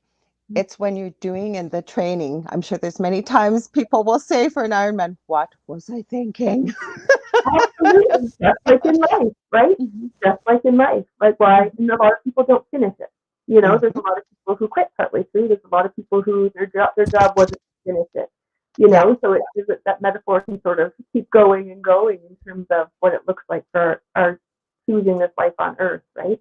Yeah. Hmm. Sorry, my dog was over. My dog loves to pop in here. Usually, when spirit's around or we're talking about spirit. I So, love I wanted to ask you too, and I'm sorry I'm all over the place. 2 hours goes by so quick. There's so many things I I could know. ask you, and I just love talking to you. I hope you will come back on here again. We're not done yet, folks, but there's so much more to talk about, and it's also fascinating. Now, I was thinking a lot of people probably don't know what an osteopath is or your healing center and what you're doing. I would love for you to talk about all that. Yeah, so and it's funny because I did a lot of school. I did a lot of schooling again back and going down that healing journey of, I'm going to be a practitioner who helps use my hands, right, to work on bodies. So the osteopathic world is very much like the craniofacial therapy and visceral Yeah. therapy and like fascial, different, that type of stuff is all osteopathic based. It's all branches of osteopathy. So it's we work on muscle bone joints. We know sort of physio and chiro. Well, Yeah. osteopathic practitioners focus on that, but they also look at the organs as well, right? So Oh, I like everything, it. Okay. yeah, organs and like with the cranial work I do a lot of head trauma. I do a lot of concussion therapy. People who have had a lot of trauma in their head is, Okay. that's the cranial work. It's a very gentle modality, but it can help rebalance solar cerebrospinal fluid and cranial rhythm and reset trauma if there's like congestion in the lymphatic system in the head and everywhere. So again, when I work with a lot of infertility or unexplained infertility, I will absolutely address how the uterus is sitting in the pelvis and Yeah. is the pelvis and sacrum they're paired? Is it free? The liver helps to suspend bladder and has a role to play in estrogen production, so I'll make sure the liver is happy. So the manual-based therapy is the osteopathic part of it. Oh, okay. So yeah, people would come down and lay on my table, and I'll go through the physical. So I teach a lot of people, and I find I have a lot of Reiki practitioners who want to come in and add in the cranial, say, to their practice. So it's anytime you're working with anyone, you're working with energy. But I often have to get my Reiki practitioners out of the energetic field and into the actual body a little bit Okay. deeper. Um, but it's not quite as deep as, say, massage type of therapy, right? So it really is about getting to the root of an issue in a body and not Okay. just a band-aid, right? Not just treating symptoms, but actually finding what the root issue is. Hmm. Yeah. So that's I what I do osteopathically. Yeah. sorry, what was that last part? That's what I do as an osteopath. Okay. Then I do my monthly women's circles. I hold monthly moon circles, and then wellness, like healing weekend retreats for women. um, usually around equinox and solstice, um, in different places, also Alberta and BC. I love it because we have a little bit of that here, but I was seeing some of the pictures and little video things that you did. So there's drumming, you also do meditation, and I feel meditation is so important, and not just for a spiritual path. And I always point out, I know many CEOs that do it, athletes before a big game or something, and the amount of sleep a short meditation session can be akin to getting like I think if I've read it correctly, you can correct me if I'm wrong. I believe 15 minutes of good meditation is akin to at least an hour or hour and a half of sleep. Would I be right about that? Have you run Even into that? more. So I have like crystal bowls and drums. So I do a lot of sound vibration healing with the meditations as well. And they say like a good 15 minutes of the crystal of the sound bowl is about 4 hours, equivalent to 4 hours of REM sleep to your nervous system, and how you can just take it and dial it all the way down because we're all wired so so tight, it seems, these days, right? And our bodies are always being bombarded by the outside world with all these different vibrations. And so it's a really nice reset. I always joke with my women that when we come every month, it's like a pit stop for your soul. So, if you're driving and you're on a road trip, and then, every now and then you just need a break, you need to stop, you need to dump out your garbage, right? Yeah. And then Yeah. restock for what you need for that next leg of the journey, right? You refuel. And Yeah. so when the ladies come, they get rid of anything that they don't want to carry anymore in a safe space, right, where it's witnessed. Mhm. And then they fill themselves back up so that when they leave, they've got a little bit more love in their heart and a little bit more clarity, right, to go I about their have day. to ask you, I'm sure you're going to say no, because I'm sure you have more than enough on your hands with people meeting face to face, but do you do anything online? Like there's people from every country in the world listening to this that are thinking, oh my gosh, I would love to be there, but is there something you hold online monthly or anything like that I for people? did when everything sort of closed down, when the world was sort of closed for a few years. I shifted everything to online. Right. So that is something that I can do. Okay. I'm not doing it currently. Just I think once everything opened back up again, I just needed my people. I needed the actual physical Yeah. hugs, right, and the Well, laughter plus in you're a person. mom, you're working, you're writing books. I Yeah, get it, but I yeah. thought I would ask because I'm going to get a lot of messages after this. I know I am, because I can tell from the amount of comments that we've had here that people are very interested in what you're talking. I knew they would be. So, I understand why. And like we had to get creative during that period in our lifetime because there's a lot of people for me. I'm not trying to sound like it was no big deal, but for me, with having hurt my back and stuff, most of my community has been online rather than getting out, so it wasn't a huge thing for me. But for people that were out in the world every single day and were near a computer or anything else, it was such a huge life shift, especially for those people, especially like extroverts, like that really they thrive off that energy of other people, right? Yeah. Hmm. So I definitely hear it. So, you were talking about sound therapy. Is there anything that you teach for people too, or you have teachers within the center? Because I think that's powerful. 15 minutes of sound healing is akin Mm-hmm. to 4 hours of REM sleep. So I teach workshops in like the craniosacral therapy, the hands-on. So I've done that. I haven't taught That's any. powerful.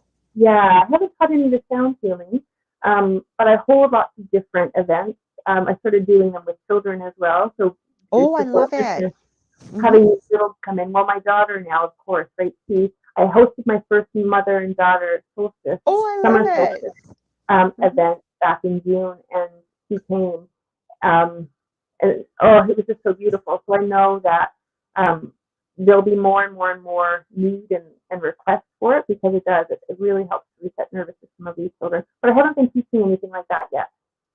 I know I love it because I have often said that before I transition back home myself, I long for the day where it is normal for a newborn to understand many of the things we've talked about, that Mm-hmm. meditation is part of the regular practice, about, many of the things you've shared. And I really thank you for that with who and what your children, some of the things they've done and they've said. that we have a world like that with children. Like you said, the veil doesn't get pulled up, it stays down. And what a different world we would be living in. Yeah. We have a good I think we're oh, go ahead. there. Go ahead. No, yeah, no, I think that's the world that it's there. You know, it's not far away. I feel like we're pretty close.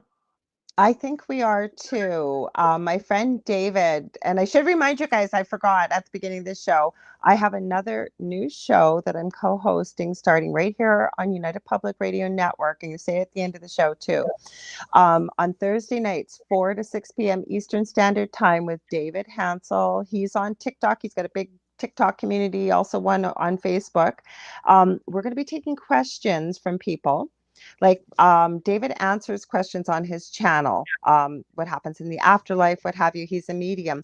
But for example, I had somebody recently message me and ask me, what is black magic?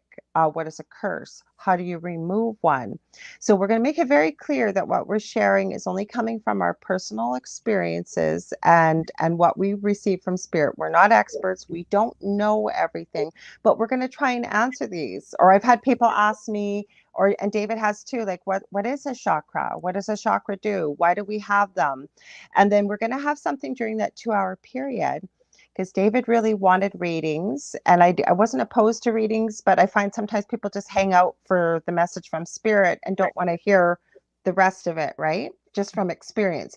So we're going to have the unpredictable, predictable reading, which means somewhere in that 2 hour period, something's going to light up in some of the comments or what have you, and we will choose that and share with you what we're receiving from spirit for you. So I hope you'll join in and let people know. It's called The Thing at the Foot of the Bed. So I hope you'll join us. Sorry, I had to throw that in I there. love it.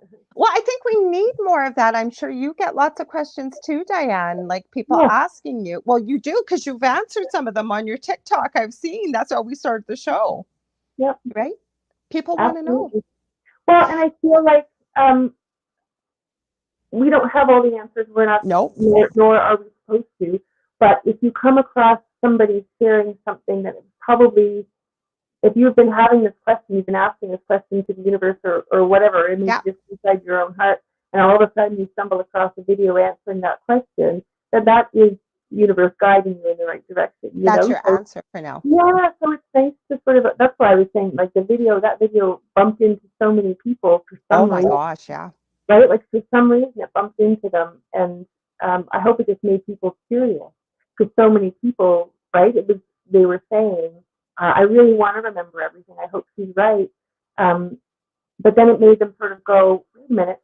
If I want to remember everything, then it means I must have forgotten along the way, and it just makes people curious and makes people start to wonder what else is out there, what else is there to know, and that's the beginning, right? That's the beginning of this awakening, which is so wonderful. So it's nice to listen to messages every now and then that just you stumble across because you didn't really stumble across them. They were placed No. exactly where you right where you were going, which is Well, the fun. other thing you said that really resonated with me, because I say this often, I'll say, how about we're not thinking outside the box? Let's think like there is no box. And I've heard you say that, and I went, wow, somebody else is saying this. Yeah, and that's what the box is. Oh my goodness, right? Mm-hmm. Yeah, I smashed all of our boxes that day when my kiddo's last day at school. That was the last day of any kind of box for me. Right in my head, I needed to remove all of them, not just for me, but for him. Right? That was the big push of no more boxes in this life and in this world. If it's making our souls unsafe, then enough of them. Oh, I'm done. Right? But the thing is, and I think that the important message to take away from this, and I'm not trying to be cliche for those of you listening, is that how, even when I, like, exactly, if I'm dealing with something like helping somebody, say if it's the paranormal, the first thing I ask them is, do you have small children or animals in your home? Because a child's work is play. They live in the now, and I believe animals live in the now. So why I ask that is I want to know, what is your animal doing? How are they reacting? What are they like? Does it look like they're reacting to something that's not there? But more importantly, what is your child seeing, hearing, experiencing? Because we've heard this term imaginary friend. I don't think there is no such thing as an imaginary friend. And it's important that we hear our children. They are the future, right? And that should be our most important job, is loving, nurturing, guiding. We don't have to give them all the answers, but we need to give them the tools to be able to navigate their own, if you want to call it, journey to find their ingredient for the special soup while they're here. Go ahead. I know you were going to say something. It just reminded me when you're saying that, my oldest, when he was about 2, I was tucking him into bed, and he said, "Mom, can you tell the man in my room to leave?" And I said, and I was facing the wall, so I couldn't see behind me. My husband wasn't home. So at first I thought, was there someone in our home? And of course I turned around and there's nobody there. And I said, "What man?" He said, "The man, this man who's standing there. Can you, I don't want him here when I'm going to sleep." So I said, "Okay, just ask him to go. We'll tell him it's time to leave," right? I don't want to make it scary, Yeah. right? So, and so he used to have a man come visit him over and over and over. And so we made it, I said, ask him what his favorite color is. Ask him if he likes ice cream. Ask him. And it was a very peaceful journey. But he would tell us in the morning, right? The man was in my room. I was like, "Oh, what did he say?" Right? And he said I was beautiful.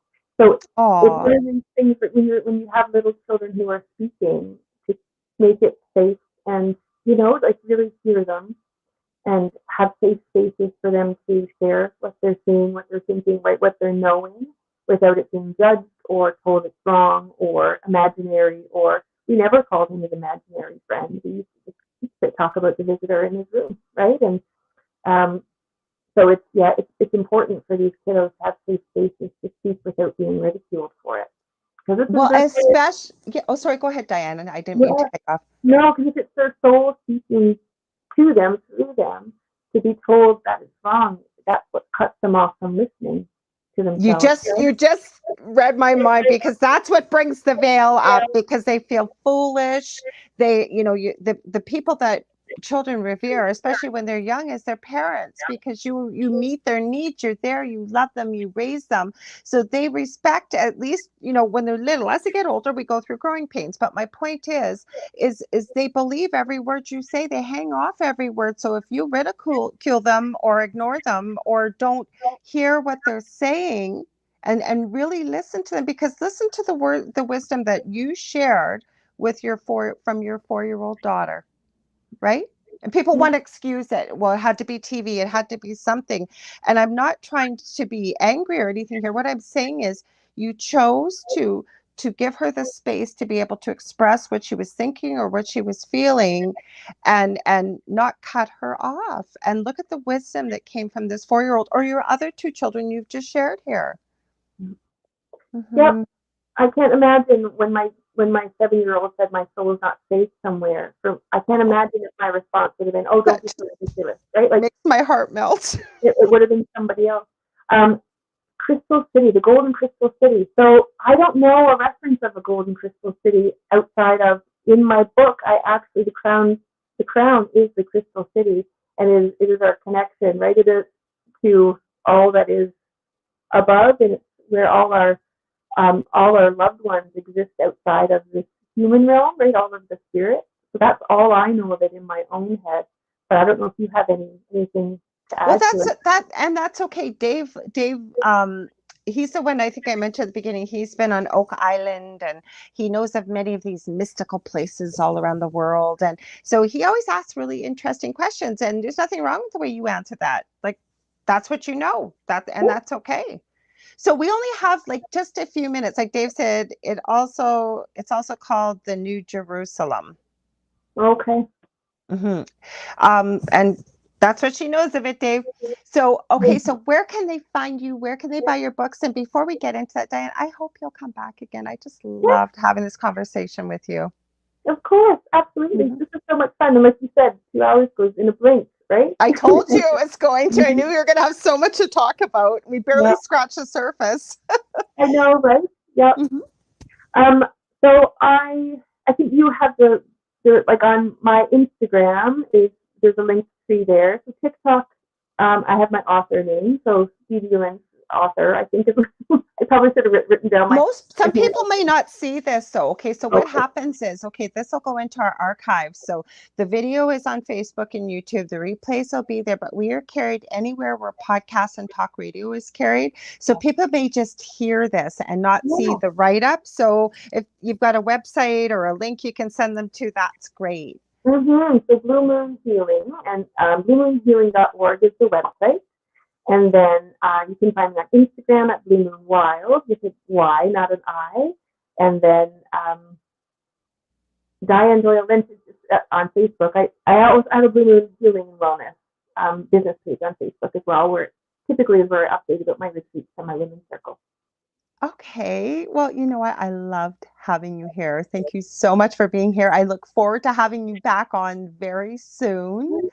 Guys, go out and check out her books. How incredible do these books sound? So the books are on Amazon. Okay, thank you. Thank you. Yes, go out and check out her books. Now, I've got a minute left to tell you guys, if you ever want to get a hold of me, you got a guest suggestion, maybe a show idea, or you want to book a reading or a healing session with myself, you can get a hold of me on facebook.com/The Angel Rock. Remember, I have 2 groups on Facebook, Paranormal University for many of the things. Well, we kind of touched on them tonight, but we sort of meandered more into my other group, the Angel Rocker Tribe, many of the things we talked about tonight. Next week, I can't remember who I have on the roster. We've got somebody great. If not, you guys get to hang out with me. That happens rarely, but once in a while we do that for 2 hours. And don't forget, this Thursday, the thing at the end of the bed, right here on United Public Radio Network, 4 to 6 p.m. Eastern Standard Time. And if you've got ideas or questions, feel free to funnel them my way, or to, I think he's under Medium, David Hansel on Facebook. I love you guys all so much. Again, Dianne, thank you for being here. You're an amazing guest. Thank you. I send you all so much love and light. Good morning, good afternoon, or good evening, wherever you may be. And we will see you next week. Same time, same space. Take care. Happy New Year.